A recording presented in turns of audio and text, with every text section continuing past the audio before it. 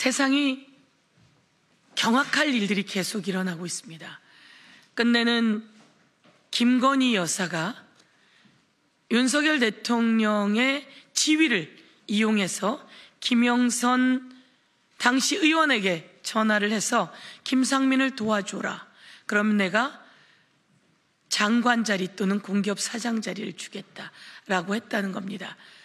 사장 자리와 장관 자리가 김건희 여사 겁니까? 그리고 대통령도 함부로 내려꽂지 못합니다. 이거는 인사위원회를 거쳐야 하고 검증 과정을 거쳐야 하는 것입니다. 그런데 이렇게 후보였던 김영선에게 당신에게 이런 자리를 줄 테니까 김상민을 도와라 라고 했다는 것은 엄청난 범죄입니다. 그리고 공천에 깊숙이 개입한 흔적 아니겠습니까? 그러면서 명태균 씨에겐 이런 말을 했다고 합니다. 박완수 지사에게도 도우라고 했다고. 그럼 이거 관건 선거 아닙니까? 이 모든 것에 관련해서 지금 윤석열, 김건희 수사가 진행되고 있습니다. 창원지검에서 수사를 했고 이제 중앙지검이 수사를 하고 있습니다. 그런데 이 수사가 가다가 멈췄습니다. 그래서 우리가 서울경찰청에 이 고발장을 제출합니다. 어제 서울경찰청 국수본부장을 만났습니다. 독립적으로 오는 고발된 내용은 철저히 수사하겠다라고 이야기를 했습니다. 그리고 연관된 검찰의 수사 기록을 자신들이 요청했다고 합니다. 오늘 이 자리를 빌어 이야기합니다. 서울중앙지검, 창원지검, 대검은 모두 다 그동안 윤석열, 김건희, 명태균 관련한 수사 기록을 경찰에 전해주십시오. 전해주고 경찰이 그것을 기반으로 또 독립적인 수사를 할 수 있도록 해야 합니다. 만약에 전달하지 않는다면 검찰이 축소하고 은폐하는 것이다. 이렇게 경고하겠습니다. 예, 이어서 박균택 법률위원장님 인사 말씀 또 이어서 듣겠습니다. 명태균 게이트에 연루된 자들은 질이 나쁜 조작범들입니다. 정당한 권한이 없는 극소수가 사적인 이익을 위해서 장관 등 고위직 인사를 거래하고 민주주의의 근간인 선거를 조작하려 들었습니다.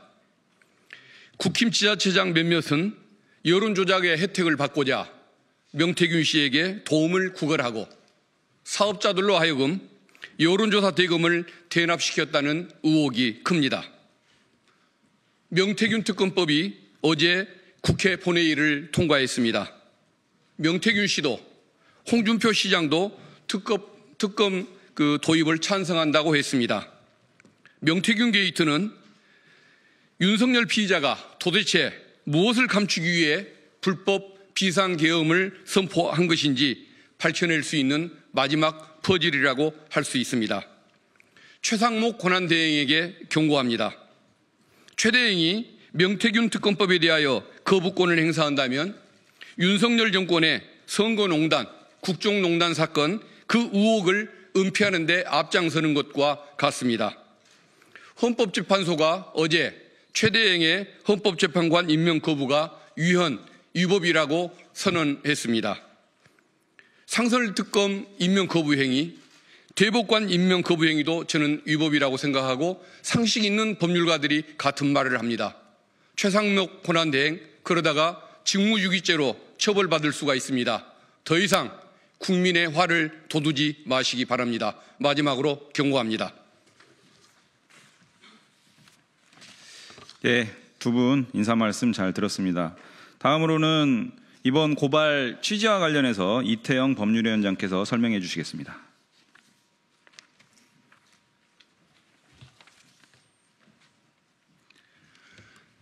더불어민주당 법률위원장 이태영입니다. 금일 더불어민주당은 윤석열과 그 배우자 김건희를 공직선거법 제230조 제7항의 당내 경선 관련 매수 및 이해유도죄와 제255조 제3항의 당내 경선 관련 부정선거운동죄의 공범으로 고발합니다. 김건희는 작년 2월 18일 김영선 전 의원에게 김상민 전 검사가 창원 의창 선거구에 공천될 수 있도록 도와주는 대신 윤석열의 직무 범위에 속한 장관 또는 공기업 사장직을 제안하였음이 명태균의 통화 내용을 통해 밝혀졌습니다. 이는 선거 후보자가 되고자 하는 김영선 전 의원에게 이익 제공의 의사표시를 하였을 뿐 아니라 당내 경선 운동을 한 행위에 해당합니다. 공직선거법에는 누구든지 당내 경선에 있어 후보자가 되지 아니하게 할 목적으로 후보자가 되고자 하는 자에게 금품, 그 밖의 재산상 이익 또는 공사의 직을 제공할 의사를 표시하는 경우 처벌하도록 되어 있습니다. 또한 공무원은 그 지위를 이용하여 당내 경선운동을 할 경우 처벌됩니다. 윤석열은 당시 대통령이고 김건희는 배우자로서 이 둘은 권력 공동체입니다. 서로 공동하여 윤석열이 대통령 지위를 이용하여 선거에 관여하면서 영향력 또는 편익을 이용한 행위를 한 것입니다. 피고발인들이 엄중한 처벌을 받을 수 있도록 수사기관은 고발 즉시 수사에 착수해 주기를 바랍니다. 감사합니다. 예, 말씀 감사합니다. 마지막 순서로 기자회견문 낭독 진행하겠습니다. 먼저 박정현 의원님께서 낭독해 주시겠습니다.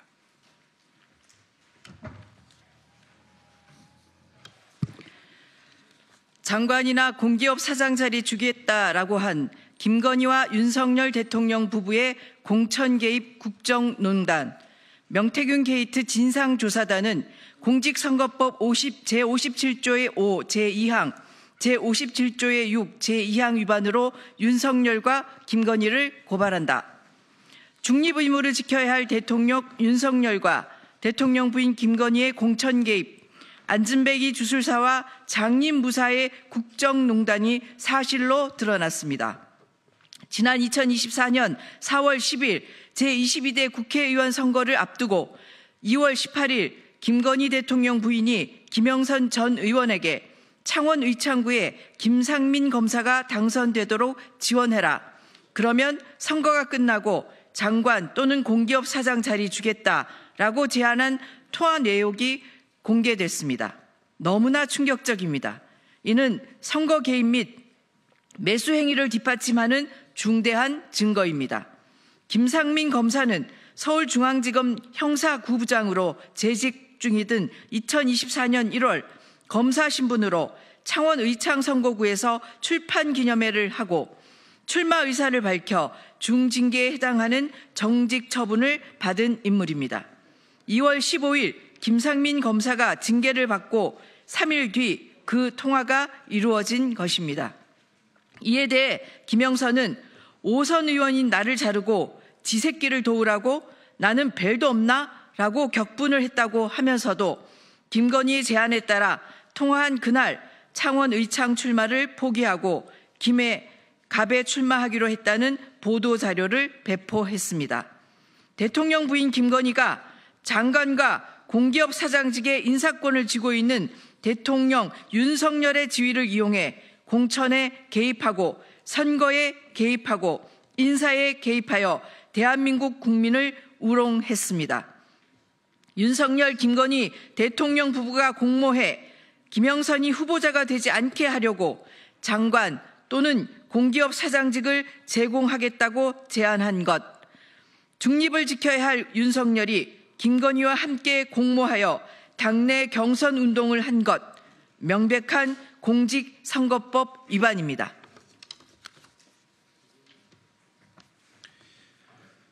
더불어민주당 명태균 게이트 진상조사단은 오늘 서울경찰청에 윤석열과 김건희를 공직선거법상 매수 및 이해유도죄 그리고 부정선거운동죄로 고발합니다. 윤석열과 김건희는 당내 경선 후보자가 되려고 하는 김영선이 후보자가 되지 아니하게 할 목적으로 김상민 검사를 도와주면 장관 또는 공기업 사장 자리를 주겠다고 하였다는 점에서 공직선거법 제57조의 5 제2항 위반, 같은 법 제230조 제7항 매수 및 이해유도죄에 해당합니다. 매우 중대한 범죄입니다. 또한 윤석열과 김건희는 사실상 정치 공동체로서 윤석열의 대통령이라는 지위를 이용하여 김상민 검사를 창원 의창 선거구 국민의힘 국회의원 후보자로 만들기 위한 목적으로 위와 같은 불법적 경선운동을 통해 선거에 부당한 영향력을 행사했다는 점에서 공직선거법 제57조의 6 공무원 등의 당내 경선운동 금지 제2항 위반, 같은 법 제255조 부정선거운동죄에 해당합니다. 역시 중대한 범죄입니다. 서울경찰청에 촉구합니다. 이 사건은 단순한 선거 개입을 넘어 대한민국의 민주주의와 법치주의를 훼손하는 국정농단 사건입니다. 단순한 선거 개입을 또 넘어 거래가 시도되었던 매우 중대한 사건입니다. 윤석열, 김건희 대통령 부부의 휴대폰, 주거지, 사무실을 즉각 압수수색해야 됩니다. 윤석열, 김건희 대통령 부부 등 관련자들을 소환하여 철저하게 수사해야 합니다. 국민 앞에 윤석열, 김건희 부부의 불법 행위에 대한 진상을 명명백백히 밝히고 대한민국의 법과 정의를 바로 세워야 합니다. 2025년 2월 18일 더불어민주당 명태균 게이트 진상조사단 더불어민주당 법률위원회 일동.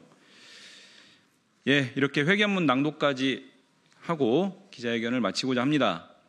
더불어민주당에서는 이 사건 이외에도 22년도에 벌어졌던 보궐선거 과정에서의 여러 가지 공천 개입 관련한 고발, 여론조사 관여한 내용 등에 대해서도 추가적인 고발을 한 상태입니다.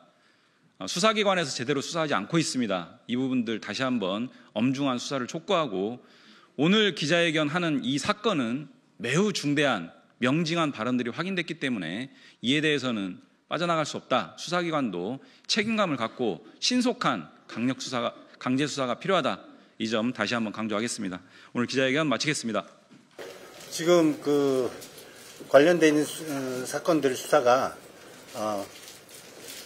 이제 어느 수사기관에서 고발할 거냐, 뭐 공수처냐, 검찰이냐, 경찰이냐, 뭐 논란의 여지가 있을 수 있는데요. 곧 탄핵 결정이 될 거라고 저희는 다 예상을 하고 있습니다. 그러면 뭐 민간인 신분이 되기 때문에 경찰에서 지금 모든 공소법 위반 사건들을 수사하고 있는 와중이라서 거기서 하는 것이 더 효율적이라고 판단했습니다. 검찰이 수사를 하다가 멈추는 경향이 있습니다. 그래서 경찰이 독립적으로, 서울경찰청 수사 사건들은 국수본의 지휘를 받고 있다고 합니다. 그래서 독립적으로 잘 수사할 것을 촉구하는 의미에서도 저희가 서울경찰청에 고발장을 접수하게 되었습니다. 오늘 중으로?